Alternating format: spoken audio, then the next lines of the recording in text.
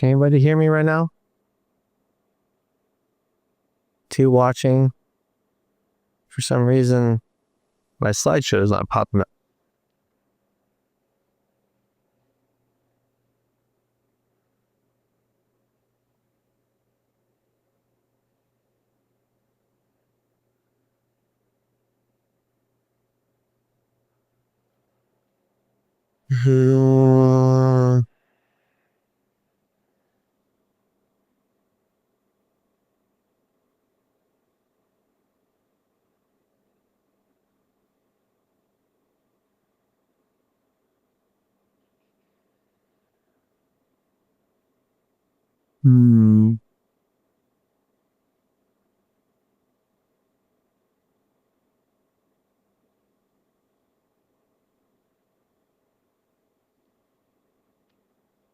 I don't understand.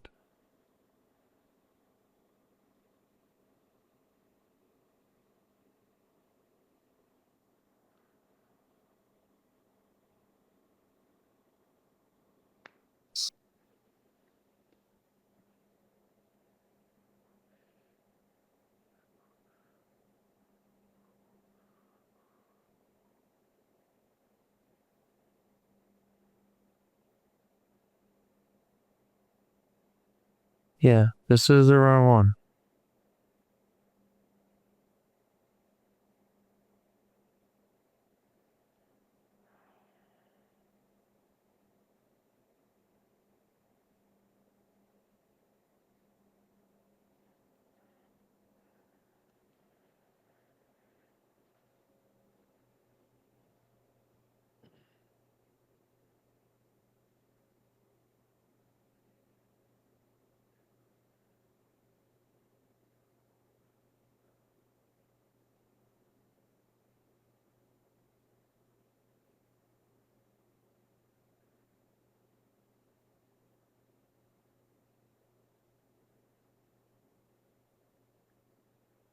Okay, what did I do? Running now. Joining stream.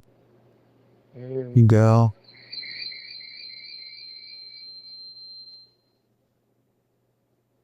Sorry.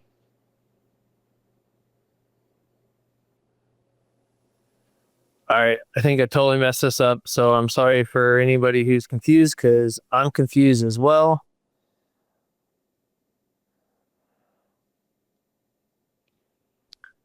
Hopefully people can join. I tried to change the setting of what was the topic today from what originally was supposed to be week 7 to going back to week 1, because week 1 I feel like is a really big foundation piece of what we've been talking about through this whole process with the grip and stuff. And for some reason it created 2 different sets. So hopefully everybody can find me on the right one. Right now, I don't know how many people it says they're on there, but 4 people watching or some people on the other one, but hopefully it works. Again, hopefully you got no feedback. Looks like that microphone's good. This microphone's turned off. So, all right. And I got a clicker that works hopefully this week. Fingers crossed. So if you haven't tuned into the podcast or webcast before, again, my name is Mike Dixon. I'm located in Maryland, at Clarksburg, Maryland, just north of DC. I work at Little Bennett Golf Course in Montgomery County. We're going to clean this off. Minor details. For Montgomery Golf at Little Bennett. And again, I've been here for 5 years. I was a congressional for a long time. One of, again, Golf Magazine top 100 instructors. And the big thing I want to go through in this series is really start to try to explain how your body influences how we grip it, and how there's all these other components that really, really blend together and work together. And we start mixing components together that don't work well, then it starts to get a little bit more troublesome. Think everything is working now. I can hear you, see. Okay. Thanks, Ben. So again, just some real key influences on my instruction. I would say it definitely starts with the golfing machine. Lynn Blake, probably one of the best around that with the knowledge and his ability to make it understandable and digestible. And then my influences with how the body moves with Mike Adams and EA with BioSwing Dynamics, and then Dr. Wright. And then on the scoring side, when I started talking about being a scoring coach, Will Robbins and RGX. So those are kind of like my cornerstones of where I am today. Biggest things we're going to work through is just some core pieces of the golfing machine. Again, for those of you who have not heard of it, it's a little yellow book, very influential into most of the top teachers in the world. You don't have to read it. It's not like Hogan's 5 Fundamentals. It's not a sit down and like coffee table read. But it's more of an encyclopedia. He broke down everything into a system. So it's not a mold, it's not a model. We have a system, and through this system, we can create different patterns. And a lot of times as a teacher, again, I'm just as guilty. I fell into a pattern that I liked and I try to get a lot of people to do. And that's where I started to understand how the body through the BioSwing Dynamics stuff really starts to influence the pattern that we need to have. So tonight, what we're going to try to do is go through some of the things that are going to influence your pattern and in your swing, and some drills that you can do, again, easily at home. Nice thing is, first time I did this, I crammed it into 30 minutes because I thought it was running late on time. Going to take it a little slower this time. So hopefully we can get through this. Also want to give a big shout out to my sponsor this week, Nick and Brian at Bighorn Golfer. Anything you need golf, from simulators, electric carts, electric bikes, golf mats, you name it. He is the man. He's out of Pittsburgh, local guy. Great dude. But again, thank you for all your help and your support along the way over the last couple of years. And just want to recognize them as being one of our sponsors tonight. So let's get into it.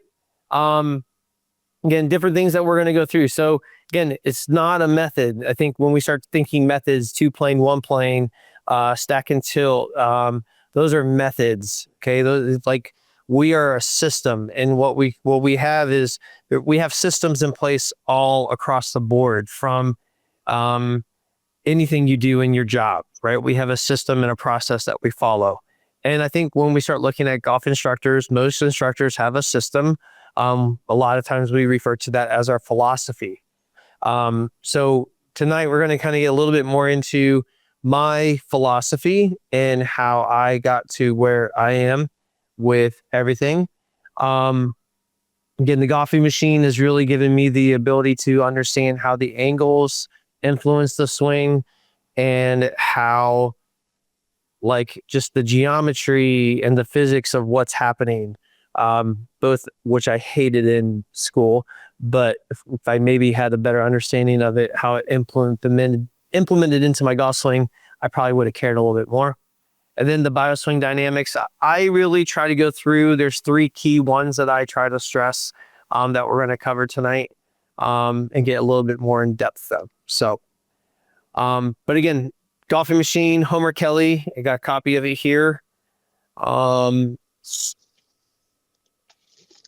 This is the 6th edition. And again, it gets blasted a lot of times, more just because I think people get into the first chapter and they just don't understand it, and they kind of get lost. And if you get into the golfing machine as a teacher, it's definitely valuable. But when you first open it and you go to the preface in 10, he tells you exactly how to read it. And he tells you not to read it from chapter 1 through. He tells you exactly how to go through. He references, don't use the reference numbers, which bounce you back and forth through the book. But what he did was he broke down the golf swing.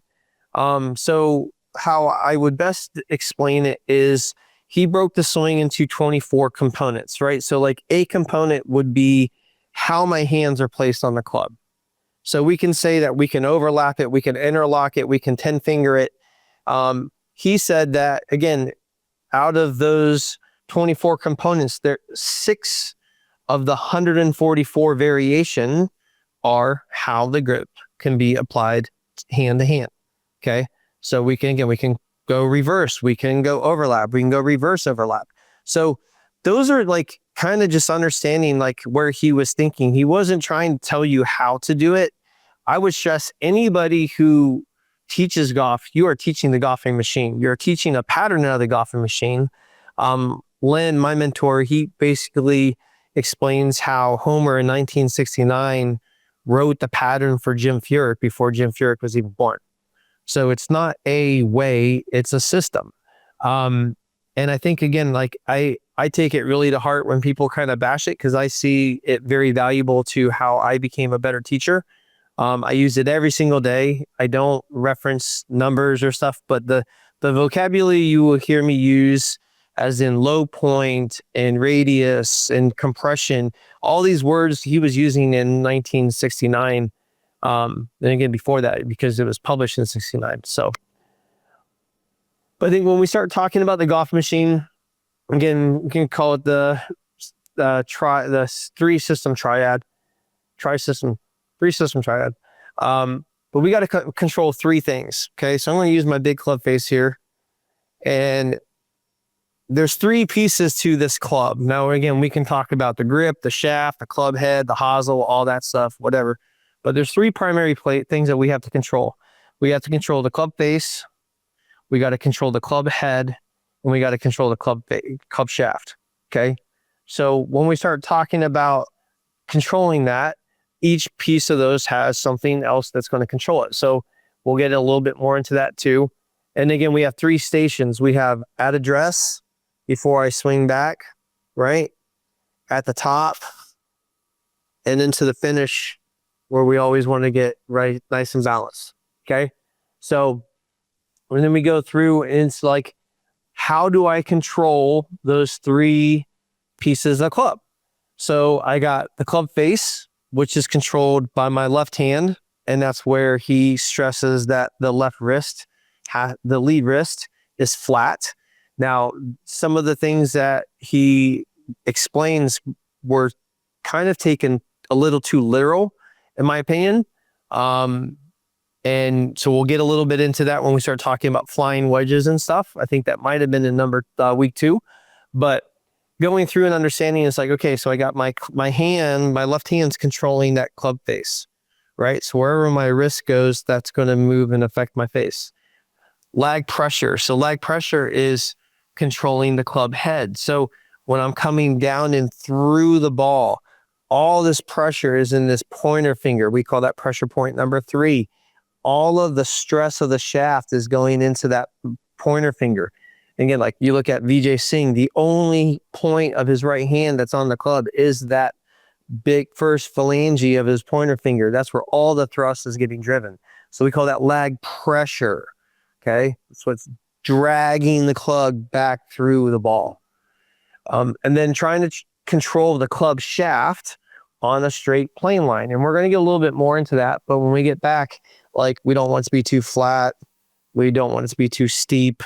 The club shaft is ideally trying to point. If I use a couple of 6 here, we refer to this as the baseline. See if we can get it straight on the camera here. It's also known as the target line. But when I think about like the base of my TV stand here, right? Well, that's where my TVs are resting. So the plane is resting on the baseline. So that's the base of the plane. So when I come back into my backswing, ideally, sometimes we want to try to get that club to be relatively pointing to the baseline, or it's parallel to the baseline, or it's parallel at the top, coming back down. So trying to control the club shaft. Again, you get people who start going here to here. And again, there's different reasons for that, I find, but we want to try to control that shaft as much as we can. All right, so flat lead rest. When Homer talks about the flat left wrist, he's not talking about visually flat. Okay, so we're going to learn more about our hands here in the next 5 seconds. than probably most tour players. Okay, so you hold your hand straight out. Okay, if I angle my fingers down, that's uncocked. Okay, see how my fingers are down? If I go up, that's cocked. And if I go right here where my thumb joint and my wrist here, that's level. Okay, so now for my to the right, if I'm a righty, I turn my hands to the right, I roll my hands to the left, and I come back to here, and this is vertical to the ground, like a wall. Okay, also I can be arched or I can be bent. Okay, so if I go like this, arched, bent, flat. Okay, so a lot of times when people hear Homer say, oh, we need a flat left wrist, he wanted a flat left wrist at impact, but at address, typically, if I go in and I get my glove here, typically the left wrist is going to appear bent because a turned left hand, so if I take my hand and I turn it onto my grip, it appears to be bent, but it's not really bent. Okay, so it's turned. Now, what we're going to get into with a glove here in a little bit is trying to get where we start to control that base. So one of my favorite drills when we start talking about training a flat lead wrist at impact, then always love my shameless plugs. Got my lag bag here. And what's going to happen is I'm going to use a real club here. Okay, so when I go into setup, I can just go into either going up to the top, coming down into impact, and then again, you can see where I got some good shaft lean. But for me, I got like our compression wedge on our lag bag, making sure that club base isn't open, making sure it's not closed. I'm trying to get where I'm coming down into that ball. My hips are a little open, my left leg's a little straight, my right leg's a little curved in, I'm pushing off that hip. So sometimes I might even just go where I go into impact fix. And you see, like, I'm not pushing my hands forward, I'm turning and pulling, right? My left shoulder is pulling my arm up here, and that's what's making that get, like, my hands get stressed and pushed forward. Okay, so those are two great drills to do. And we'll get into like a little impact fix drill too, I think. So lag pressure. Okay, so if you ever see, I see Rory do this a lot. Lag pressure, what I want you to think about is the club is like, the club head is the caboose, right? It's like I get up here to the top and it's getting dragged back to the golf ball. Okay, so I can't swing my arms down because now my whole body got passed. So when you think of lag, most of the time in the industry of golf, when we think of lag, most of the time lag is described as this angle between the left arm and the golf club. Okay. Well, if that's the case, then how do I have lag in a putt, in a chip, in a pitch, or even in a level wrist pitch shot where I don't cock my wrist? Okay. So lag is the pressure that's being applied to my pointer finger as I'm driving through. So if I use this kind of like little bulb thing here, again, if I go here, I feel that pressure in that pointer finger. You can see the shaft is being a little stretched, right? It's a little like archy. If I do it with the stick, it's going to be a little bit, probably even more exaggerated, right? So that's what's happening. Okay. That's lag. The club is lagging behind. I always kind of use the expression like a skier getting pulled by a boat. You know, the skier can't pass the boat. Yeah, we all know that.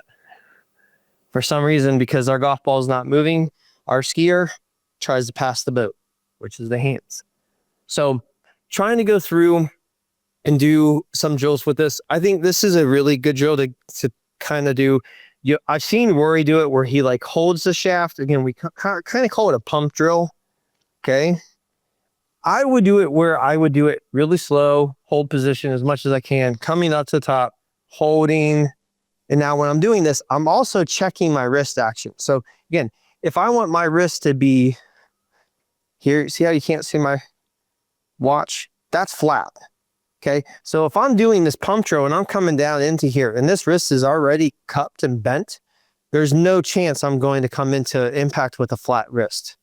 So I have to make sure that when I'm doing all these rehearsals, I'm training my hands to do exactly what I want, right? So I got here, I'm coming down. This is good. Okay, coming down. What we got, Brian? That sounds great. Cool, thank you. So just worried we're using a new mic today. So hopefully it's a lot clearer on the recordings too. So if I'm coming up to the top, what I want you to do is you're going to take your pointer finger and you're just going to hook the finger. And we're just going to go to the top. And we're going to come back down. But you can see like how my body has to help me do that. I'm not just doing this with my arms, right? So notice how I'm coming down into impact.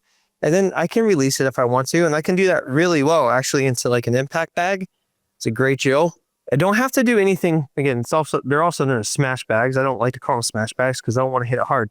I'm coming in here and I'm coming down in impact. Now, if I pull this back far enough so you can kind of see me do that, when I'm coming down into this position, my wrist is uncocking and rolling into plane. So I'm coming down, that left wrist is flat, down into impact. Club face is really square. Now, when I do like using the impact bag, I find too many people kind of come in here and they kind of look like this. I always try to keep my head back a little bit, almost like I'm looking at it with my left eye, just to make sure that we're not peeking a little too soon. But I would go through, do that, hold the positions. Again, like freezer swings, go through, hold positions. If I'm going through and I get into this position and I hold that for couple seconds, I'm only in that position for 100th of a second, maybe coming down, but I kind of feel where my foot is, where the pressure is in my right foot, where's my hip, where's the pressure in my hands, where's the club? Again, like I want that club to be kind of angled back and up. Okay, we're going to talk a little bit more about that through the course of the videos too. We call that shaft wants to be parallel to the angle of approach. All right, so straight baseline. Get my laser here. Again, for those of you who are on that have taken lessons with me, you know how much I love my laser. Again, mine's pre-made or handmade, custom made. Laser off of eBay and a little mount that flashlight mount. You can get like a flashlight mount that you can put on a bike. This is a flashlight mount for, I think, a gun. But you see how I got my laser here? You can kind of see it on the ground. So what's going to happen when I swing back, that club is going to swing back and try to trace that line. Okay. Now, when we start talking about body types, okay, I am a believer that as more of a cover golfer and my hip starts to turn, we do tend to take the club inside. Probably the only person on the planet that believes that. But when I come back here and you start to see that line, again, pointing at my baseline, it's tracing all the way down. And then I come through, and again, like that club is parallel to the baseline, releases and comes through. So that's me controlling the shaft. So we have controlling the club face with the left hand, controlling the club head with the right hand, and controlling the club shaft with the baseline. And I always like to put sticks down on the ground. Again, like you always hear people talk about working on alignment. Again, we want to make invisible lines visible. Hard to see a baseline if I don't have that drawn out. And I'll actually even take one of my other sticks here when I'm practicing. Keyword when I practice. 3 kids and job kind of makes that tough. But I like to build this kind of like railroad tracks. I always set this one up first because I want that front one to be pointing towards my target. Then I will set this one up to be parallel. And then I will get this one to be parallel to those 2 lines too. Okay, so that's kind of my practice that I'm working on. And I will even actually add, again, this yellow angled stick here. Kind of angle this down so you can kind of see that a little bit better maybe.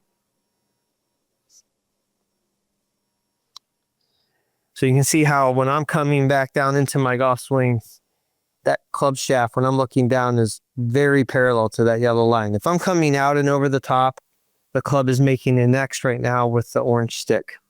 So I'm coming back down, and butt of the club is pointing slightly out to the right of the target line. That is going to dictate my path. Okay. So if I'm really in here, that's going to be a big path. That's going to be probably like 10 degrees into out. So you don't really have to do it that much. I'm going to lose my iPad here. All right. Yeah, last time I was already trying to crank through all this stuff because I thought it was already done. All right. So why I screen before I try to fix. So most of the time, if you come and get a lesson with me, let me fix this because this is crooked. My OCD, I can't handle the crookedness. Sorry. Probably can see it too a little bit.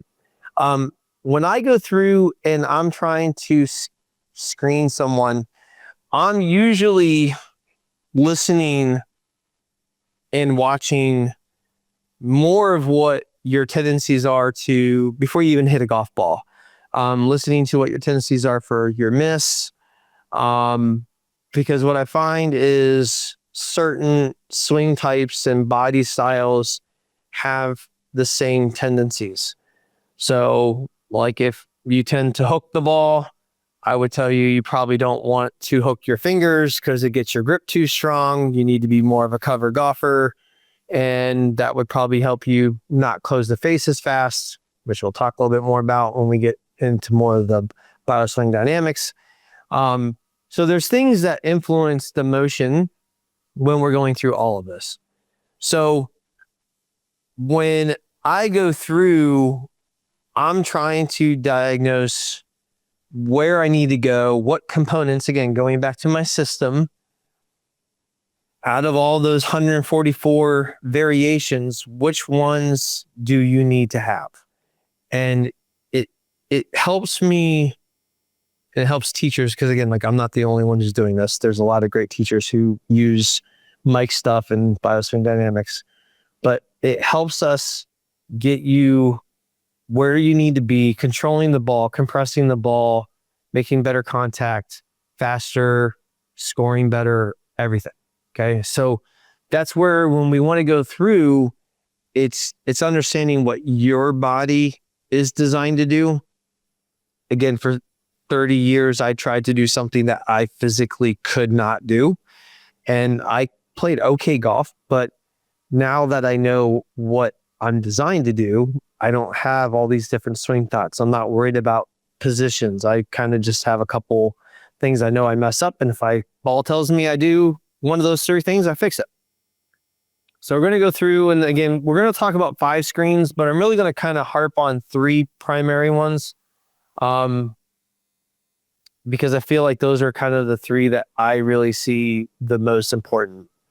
So again, so you got Mike Adams and EA, again, great friends and mentors, and they put together basically a system, and to where they can tell you how you need to grip, posture, where your arm should swing.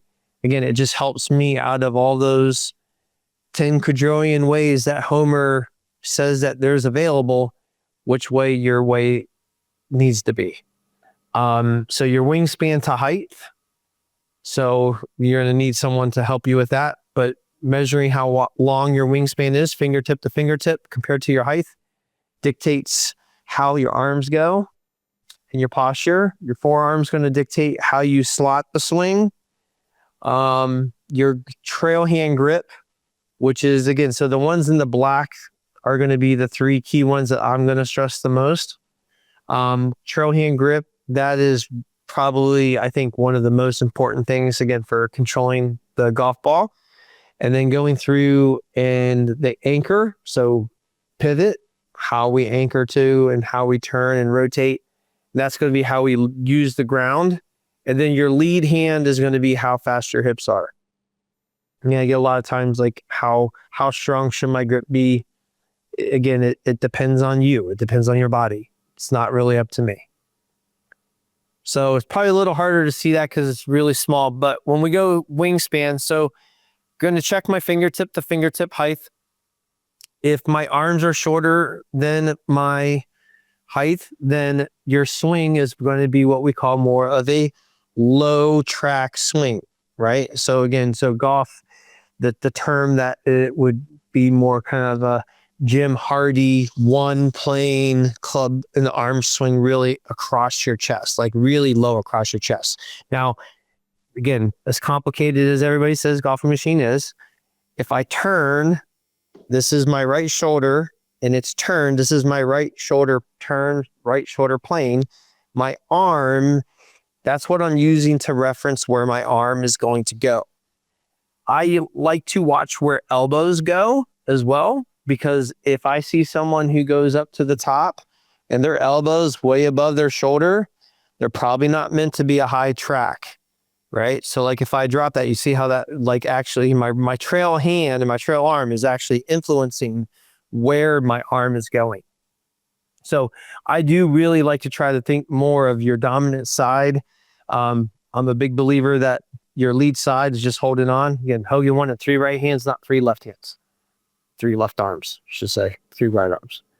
So equal, again, I'm a mid-track, so when I go up to the top, my arms are going to just be right across my shoulder.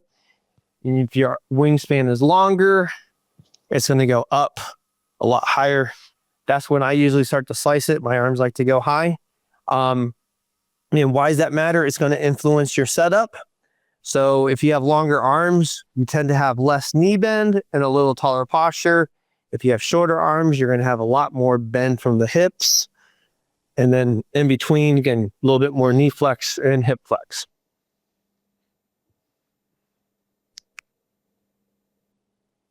Did I skip one? No, 3. So again, trail hand. So there's a couple of different ways that Mike and EA kind of teach this to test it. One way is palms together, let the arm swing back, and wherever your palm goes, that's kind of your grip. Okay. That's usually tough for people because they like to turn their body.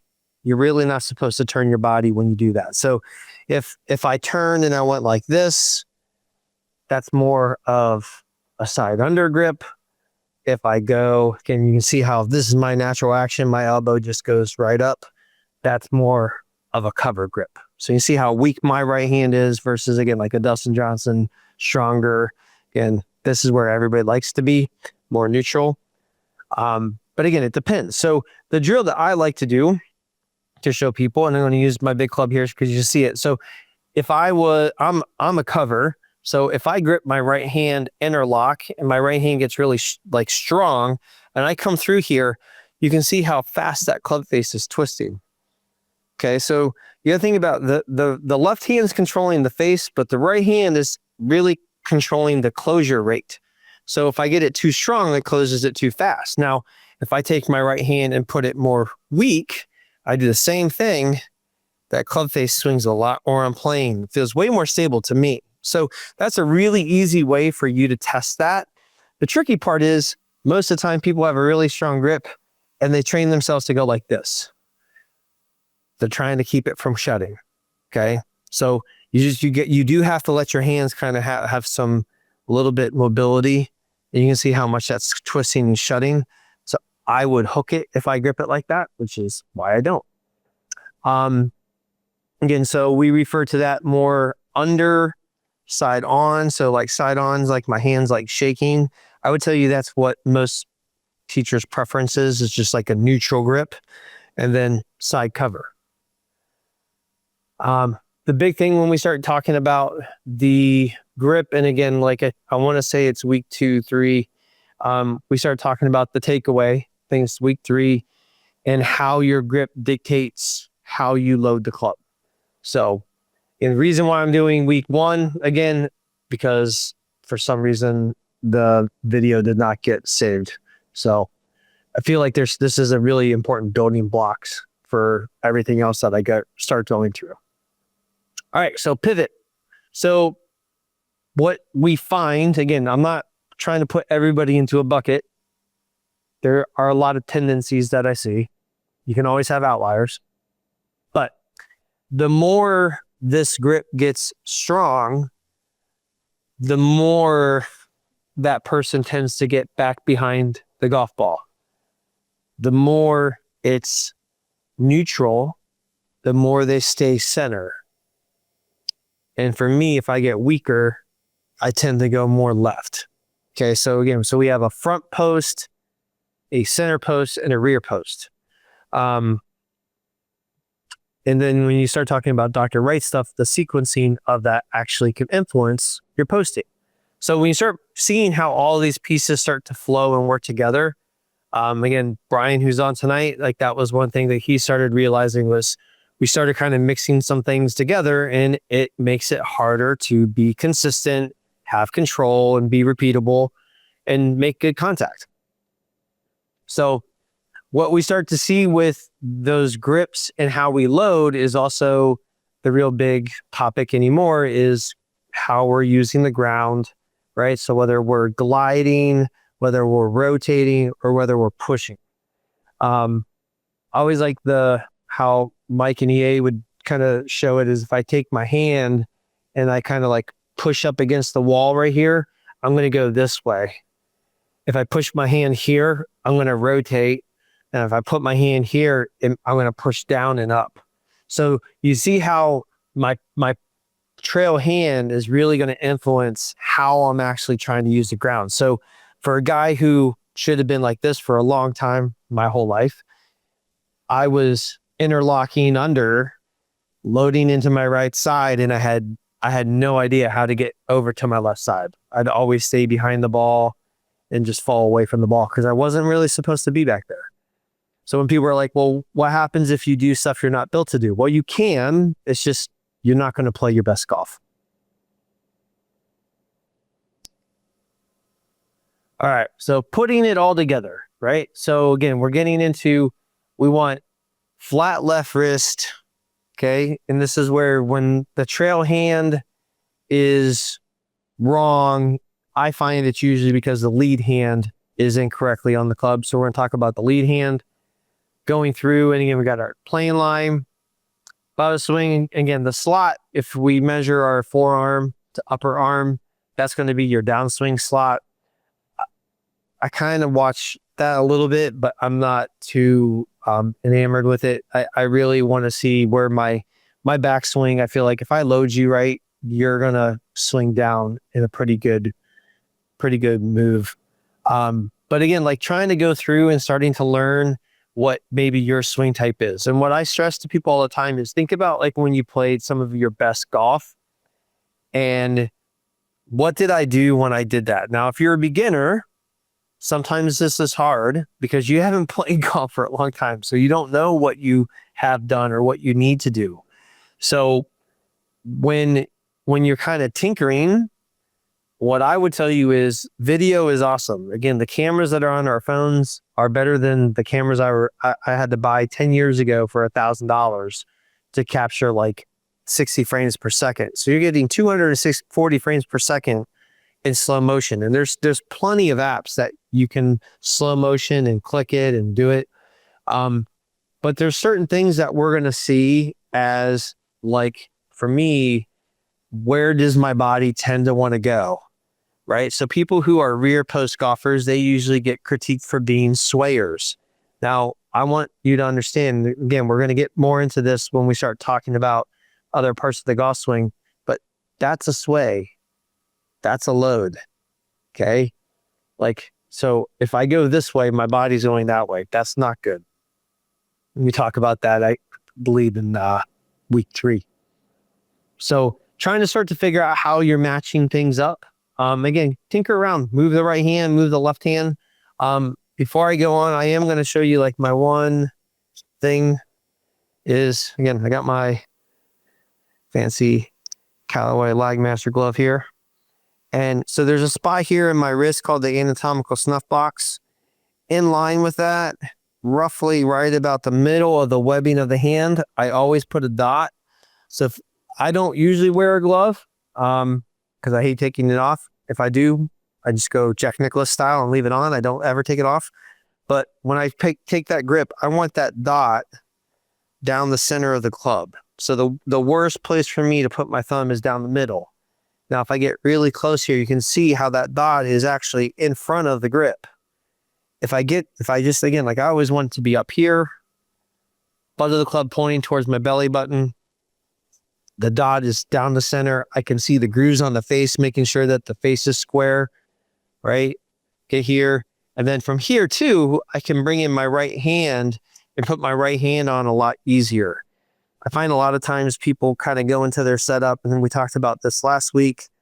They set their feet down, put the club on, club on the ground, then they try to figure out their grip. They're kind of doing it completely backwards from every tour pro. So trying to get into a routine. So again, so things for what we want to do at home is definitely checking our wingspan. Again, usually it's ideally to have somebody help you with that. Go through, again, your trail arm versus forearm. Again, I wouldn't stress that one as much. I'm going to check more of how the club is trying to act. Another great drill, I forgot this one, is, I call it the fly fishing drill, and I have juniors who do this every single time. They'll take their club. So I got a really strong grip right now. I lay this on my shoulder and kind of throw it out. And like, I'm just thinking right arm straight. You can see how close that club face gets on me. So what if I get my right hand more over, and I can't interlock it when I do that because it feels really weird. And I do that same thing, that club face doesn't want to shut as fast. So I find a lot of times as a cover golfer, people who get interlocked, they start trying to hold it off, trying to keep the face from shutting. So that's another way that you can test to make sure your grip is good. And so I think we're going to go through and let's just do some like our homework for next week. So I think, yep. So I want really slow, methodical swings. So if I have an impact bag, that's great. I love to get the sticks on the ground. Again, one of my favorite drills is if you don't have a laser, you can put your club, kind of get this in here. It acts like my laser. So I'm going to tell you, if you are more of a side under golfer or side on, you want to trace the baseline. Now I'm going to try to angle this back down again. Hopefully I don't lose my iPad off of the tripod. Okay.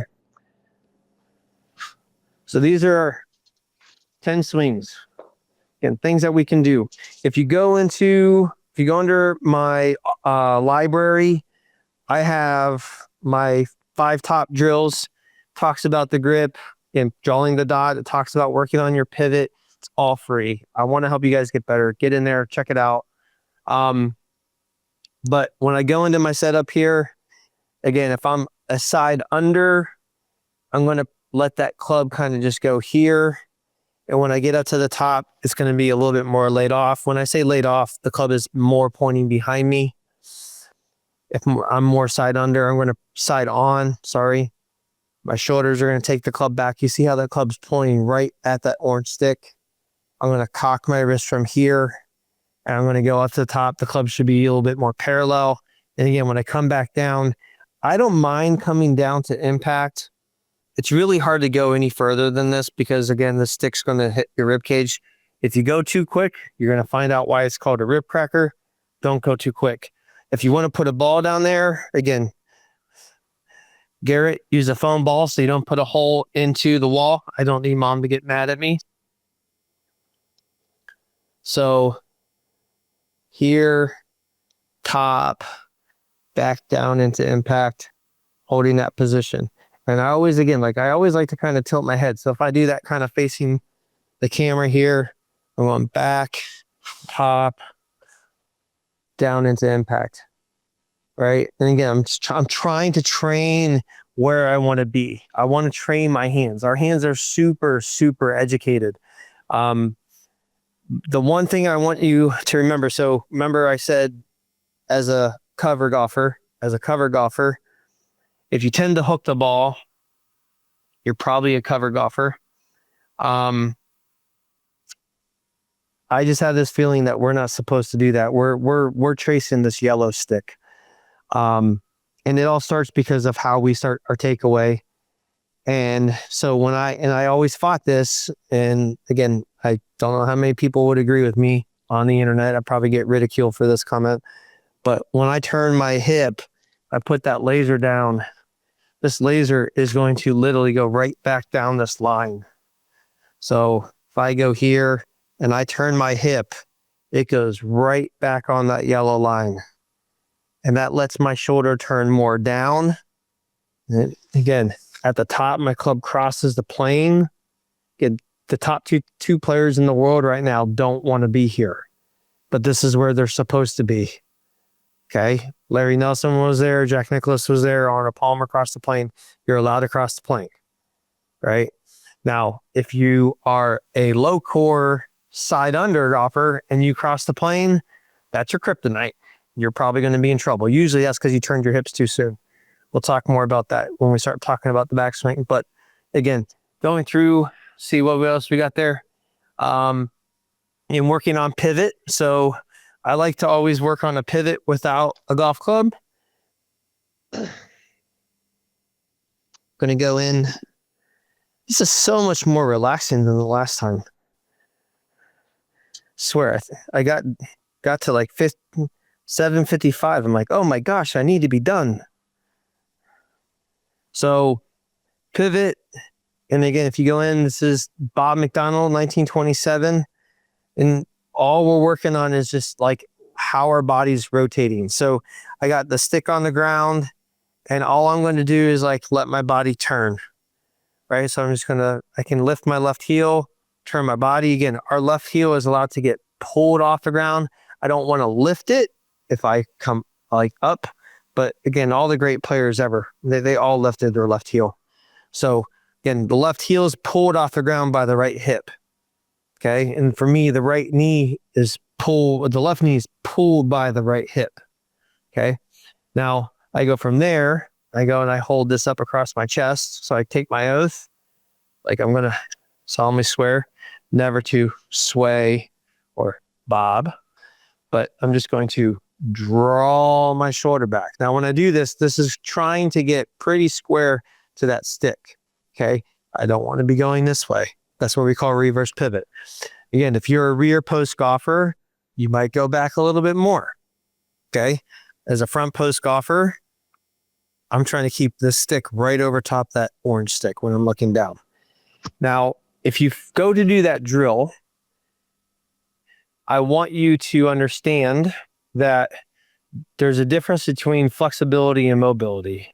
And I have 3 herniated discs in my neck, barely can swing golf club right now. So I'm not very flexible, but there's ways to create mobility. Okay. So one way is I can take my toes and I can flare them open. Now, sometimes you might even notice that you just naturally stand that way. Well, you're probably going to want to have some foot flare when you play golf. Now, what that does is that opens my hip flexors. Okay. Now, if you are more of a cover golfer, we tend to like what we call heel flare. Now, if you ever had this problem where someone walks up behind you and says that you're aiming incorrectly, you might be a cover golfer, because what we like to do is we like to pull our right foot back. So all of a sudden people are telling us that we're aiming to the right, but we're not really aiming to the right because my shoulders are square to my target line, but my foot is closed. Even Mr. Hogan did it, so it's okay. So we got our impact bag drills, and then we're going to do some pump drills. Okay. So impact bag. Again, if you don't have an impact bag, shameless plug, lag bag is great. We got 4 different sides, all usable for 4 different things. I got this angle over here to promote shaft lean. On this side, it's angled to hit up for driver. On this back side, it's flat because I don't want shaft lean for chipping. I want zero shaft lean for chipping. There's Velcro, so my little compression wedge comes over here.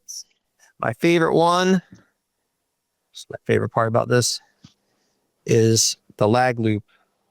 You know, to drag that bag. So again, notice I'm not just doing that. If I just do it with my arms, I get a chicken wing.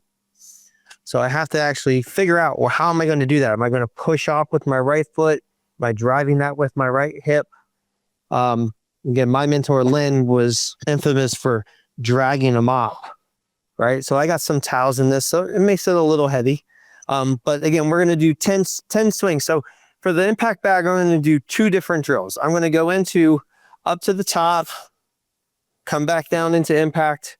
And again, I want to hold this. I want to see where I'm at. I don't want to be here. I don't want my shoulders twisted open. Okay. So if I do that facing the camera, probably see it just a smidge better. But if I come in and I go like this, you can see how like I'm twisting my body and my head. So I want to come in here and I want to be like that. Yeah, I'm keeping my head back, not just down, right? So if we could get rid of some words in golf, one would keep your head still. We want to keep our head steady, like Mr. Nicholas said. Number 2 would keep your left arm straight. Our right arm keeps our left arm straight. Our left arm is a rubber band. It's not a bar of steel. So I don't need tension, right? When I get tense, my shoulder starts getting really high and starts messing my body alignments up. So that would be a couple things I would love to get rid of. Impact. The other thing is I would love to take the impact bag, and I like this drill, especially if you tend to kind of pull up and in. So I got ours on an angle, and so my club face is going to come into here on an angle. So you can see where I got my left arm pretty straight. I'm going to reach over here. And again, when I do that, I have to turn my body. That looks like a pretty good position, right? This is where every great champion is versus here. So if I swing down and I go like this, I'm going to break down everything. So get to here, again, reaching. Now, when I get to here, I don't even mind like having like a little bit of a stretch. I'm pushing out with that right arm. That left arm's not doing that. That right arm is stretching that ball. We're stretching that club out. So I'm going to go into address, up to the top, or even halfway back is fine. Down into impact. And again, I always like to keep my head where that ball would have been. Trying to see that divot. Okay, so good. 10 impact bag drills. Both had impact. You can do the one with the extension and the follow through. And then going into the hook drill for our final drill is we got our finger. We're hooking around the shaft. We're going to go up to the top, pull down. Now again, I'm not pulling with my left arm. See how I can pull my left arm? My body doesn't have to move. My whole body has to move. Now, when you do this, you're going to feel a lot of stress in this left hand because this left hand doesn't want this to happen. It wants to release it. Okay, this is the release. What are we releasing? We're releasing all the lag pressure, right? Now, notice when I do that, where's my arm coming into? I'm not letting this go like this. We don't want that. So we're coming down, holding, down to impact, right? Our hands are very educated. Lynn showed us, and I don't know if it was Homer that showed him, but it was more of a statue. It's called the homunculus. And basically it's built off of how much brain power is allocated to different parts of your body. So you got my eyes are big, the mouth is big, the nose is big, the ears are big, but the hands are huge because there's so much brain power that's allocated to your hands. And again, like that's where when people say, you know, I'm not very athletic, I'm like, well, you're pretty more athletic than you think, because to do some of the things you're doing to hit the ball the way you do, it's pretty challenging. So again, going through slow motion, it's really hard to do for people because I find they always just want to go. They want to go fast. They want fast results. Again, the society that we live in, we got to go slow. Swing slow so we can, got to walk before we can run. And again, thank you for Golf Live app. Again, this is an awesome platform. Cool to be able to see. Again, I have students that I teach that are tuning in and learning more about what I'm trying to teach them. And and what some things that they shouldn't be doing that maybe they've tried in the past. But again, if you're interested in getting your swing reviewed or having a virtual lesson, that's one thing that the platform really is amazing. Um, and it provides this awesome virtual experience for anybody around the world to go through. And it's like FaceTime on steroids. I can record your swing while you're hitting, and we can go in and watch it live. And it's all recorded, the whole entire lesson. So you can always go back to it. Again, like this program right now today, this is going to be recorded. So you can always go back to this. Hopefully this one gets posted. Fingers crossed. But again, if you go through and you look at the programs, there's different offerings that I try to do. Again, swing reviews. I try to give you some insight on what maybe you need to be doing with your swing type and your grip, and different drills. I use Coach Now for that aspect, which is a great platform that I've been using for years. But again, if you have any questions, you can always email me at Mike Dixon, mdixonpga@gmail.com, or you can always find me at Mike Dixon Golf and MikeDixonGolf.com. We got some golf camps coming up too. If you're interested in getting out of the tundra of Maryland, it's not even snow, it's just solid block of glacier. We're going down to Florida end of February here, and I have another one in March as well. So all you got to do is fly down. You get there, $3,000 covers your golf, and training and room, food, everything for the whole 3 days. So all you got to do is get down there and I'll take care of you. So hopefully you enjoyed tonight. Again, thank you for tuning in. If you have any questions, don't hesitate to reach out. Always happy to answer questions, and look forward to seeing you. We're not going to be here next week. Unfortunately, I know you're going to be sad. I have to go to Pebble Beach next week to do some teaching, but we'll be back the following week, going back to what we should have been covering in week 7. So hopefully we'll see you then. Again, thanks for tuning in.